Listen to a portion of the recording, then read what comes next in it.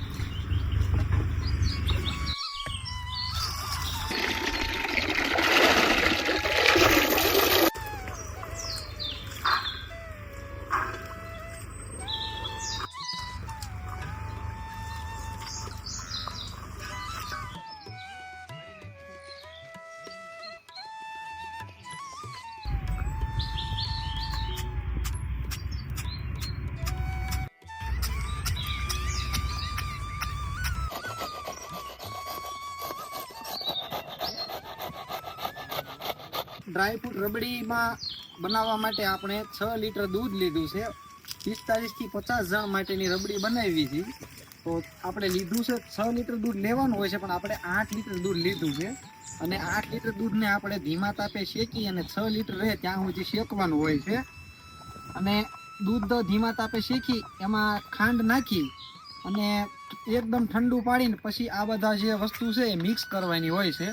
તો 6 લીટર દૂધના પ્રમાણમાં આપણે 50% 3 લીટર આઈસ્ક્રીમ અમૂલનો વેનીલા લીધો છે. પછી 3 કિલો 50% લેખે રસ લીધો છે કેરીનો. અને ત્રીજા ભાગનું 33% લેખે આપણે અમૂલ ક્રીમ લીધું છે. અને ડ્રાય ફ્રૂટ આપણે પટ્ટી પિસ્તા લીધા છે 250 ગ્રામ, 250 ગ્રામ કાજુ, 250 ગ્રામ બદામ લીધું છે.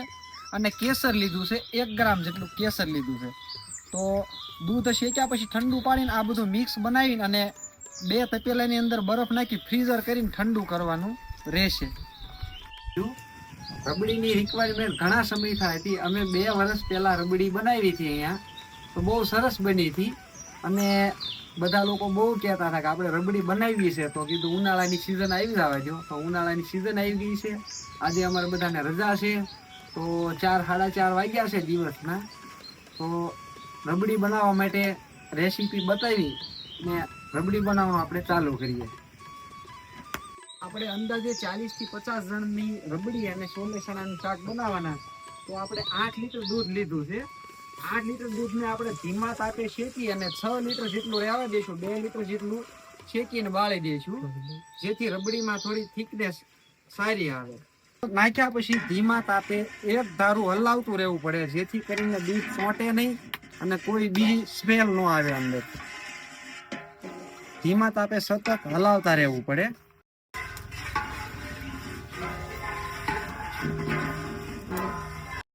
તો 15 મિનિટ પછી સારો એવો ઉભરો આવી ગયો હતો. અને ઉભરો બેઠા પછી આપણે 20 મિનિટ થઈ છે. તો હવે 1 કિલોગ્રામ બુરું નાખશું અંદર. ગળપણ માટે 1 કિલોગ્રામ બુરું નાખશું. આમ મોસ્ટલી 6 લીટર 1 કિલો નાખવાનું છે, પણ આપણે 8 લીટર દૂધમાં 2 લીટર જેટલું બાળી દેવાનું છે. તો લીટરથી 1.25 લીટર જેટલું બળી ગયું છે. અને બુરું નાખ્યા પછી આપણે સતત હલાવશું અને 2 લીટર જેટલું દૂધ બાળી દઈશું પૂરેપૂરું. તો હવે આપણે આને ઉતારી અને ઠંડુ પડવા દઈશું. આપણે આને ઓછામાં ઓછું 30 થી 32 મિનિટ શેક્યું છે. અને 6 થી 6.25 લીટર જેટલું રહ્યું છે. આમ તો 6 લીટર જેટલું જ લાગે છે. 2 લીટર દૂધ બાળીને અને મીડિયમ થિકનેસ આવી ગઈ છે. તો આને આપણે હવે ઠંડુ કરવા મૂકી દઈશું ઉતારીને.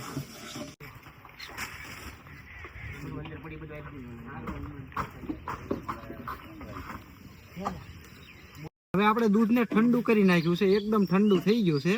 તો આપણે આનાથી મોટું તપેલું લીધું છે. અને આપણે વાડી પ્રોગ્રામ છે એટલે આને ઠંડુ કરવા માટે એનાથી મોટું તપેલું લીધું. અને આટલી સાઈઝ અંદર રાખી છે આપણે, જેમાં બરફ નાખી અને ફ્રીઝર બનાવીશું અને એકદમ ઠંડુ થઈ જશે.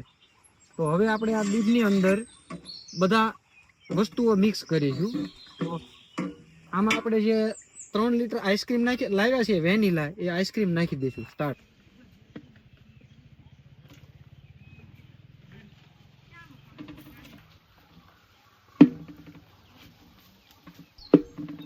હવે આપણે આની અંદર નાખી દઈશું કેરી.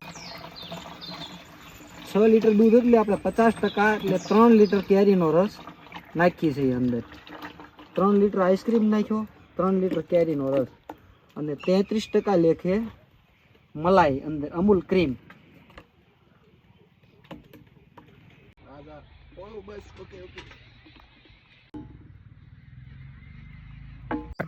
હવે આપણે 1.5 લીટર ક્રીમ લાવ્યા છે એ નાખી દઈશું.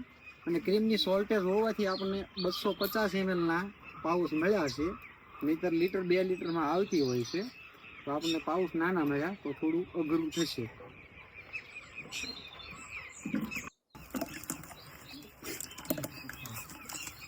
તો હવે આમાં આપણે નાખીશું કેસર. કેસર આપણે દૂધ ઉતારીને તરત નાખવું જોઈએ, પણ આપણી પાસે અવેલેબલ નહોતું, થોડી વાર લાગે એટલે અત્યારે નાખીએ તો પણ ચાલે, નહીં તો સહેજ ગરમ દૂધ હોય ત્યાં નાખી દો તો વધારે સારું. પણ આ પણ મિક્સ થઈ જશે, કોઈ ચિંતાનો વિષય.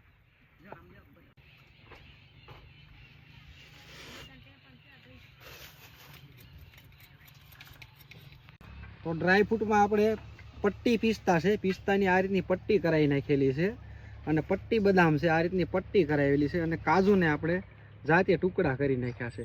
250 ગ્રામ પિસ્તા છે, 250 ગ્રામ બદામ છે, 250 ગ્રામ કાજુના ટુકડા કર્યા છે.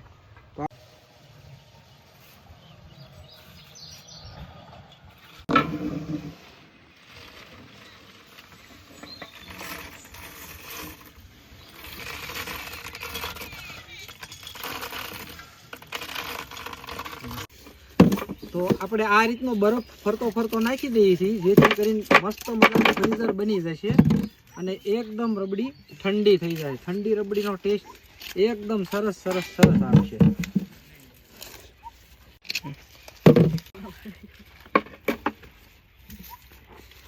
જે આપણે સોલે સણિયા બનાવવાના છે, તો આપણે સણિયા 10 થી 12 કલાક પલાળ્યા હતા અગાઉ, એને બાફવામાં સારું પડે. આપણે પાણી ગરમ મૂક્યું હતું, આંધણ આવી ગયું છે, એમાં આપણે સોલે સણિયા નાખવાના છે.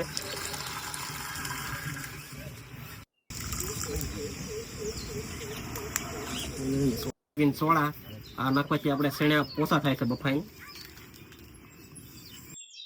મીઠું આપણે સણિયા બફાઈ ગયા છે, આ રીતના આપણે બફાવા દેવાના છે, ને આ રીતના આપણે બફાવા દેવાના છે. આમ થઈ જાવ, ભાંગી જવું જોઈએ હાવ. તો આપણે સણિયા બફાઈ ગયા છે, તો આપણે એમાં વઘાર માટે બધા મસાલા તૈયાર કરવાના છે. તમાલપાત્રા, સોલા સણિયા મસાલો, ધાણા જીરું, બાજિયા, જીરું, આમસૂર મસાલો, હળદર, ટોપરું, ફૂલવડી ગાંઠિયા, શીંગ, મરચું, કાશ્મીરી મરચું, કસ્તુરી, મરચાં, કોથમરી, લસણ, ટમેટા અને ડુંગળી, તેલ.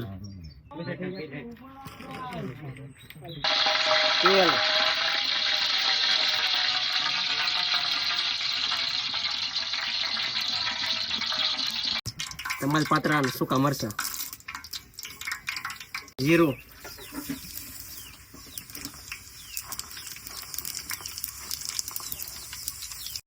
કસ્તુરી મેથી,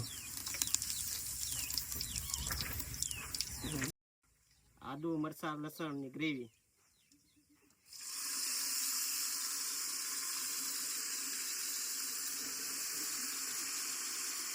ડુંગળી ની ગ્રેવી,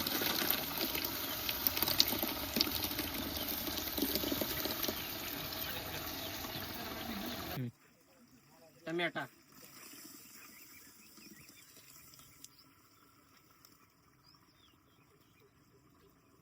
મીઠું,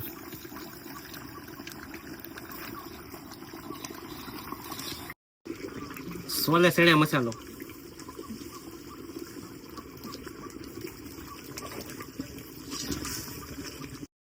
આમસૂર મસાલો, હળદર,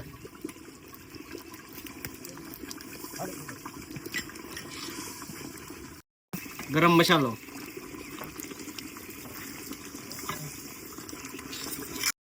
બાજિયા, મરચું,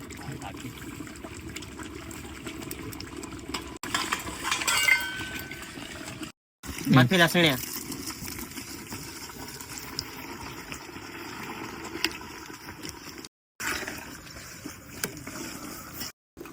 શીંગ ફૂલવડી ગાંઠિયા,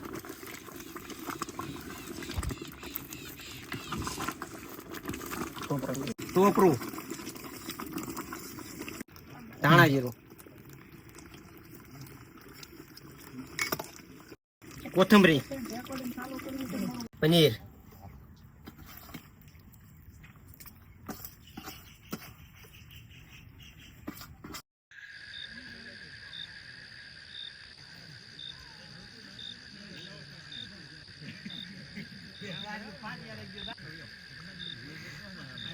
લાઈટ આપો તો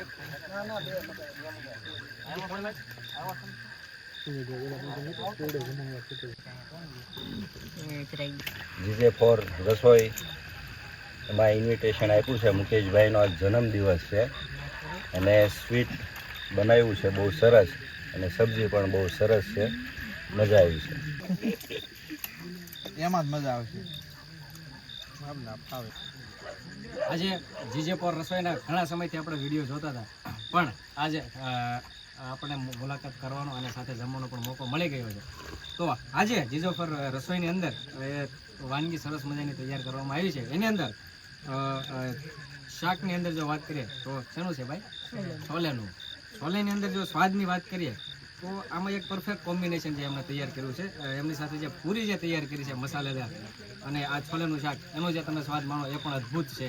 અને જે રબડી તૈયાર કરી છે એમાં ખાસ કરીને વાત કરીએ તો ડ્રાયફ્રૂટ, આઈસ્ક્રીમ, કેસર, આનું જે કોમ્બિનેશન જે તૈયાર કર્યું છે, તમે એક વખત ચાખો એટલે તમારા હોઠ ઉપરથી આનું નામ જે છે એક વખત તમારા ઓઠેથી જાય ને, અને એનો સ્વાદ તમારી જીભે એક વખત ચોંટી જાય તો જ બાકી એવી સરસ મજાની વાનગી એ જીજો ફોર રસોઈ દ્વારા તૈયાર કરવામાં આવી છે. તમે જે જીજો ફોર રસોઈના વિડીયો જો જોતા હોય તો તમે અવશ્ય એમની ચેનલને લાઇક, સબસ્ક્રાઈબ અને શેર તો અવશ્ય કરજો, અને કોમેન્ટ કરીને જણાવજો કે તમે પણ આવી સરસ મજાની જો વાનગીઓ તૈયાર કરવા માંગતા હોય તો અમારા કોમેન્ટમાં જરૂર જણાવજો, જેથી તમને પણ આવી અવનવી વાનગીઓનો એ સ્વાદ ચાખવા મળી શકે. આ વાનગી એવી બની છે, આપણે બધાને રિક્વેસ્ટ કરીશું કે બધાના બર્થડેમાં આ વાનગી બનાવવામાં આવે. Super super.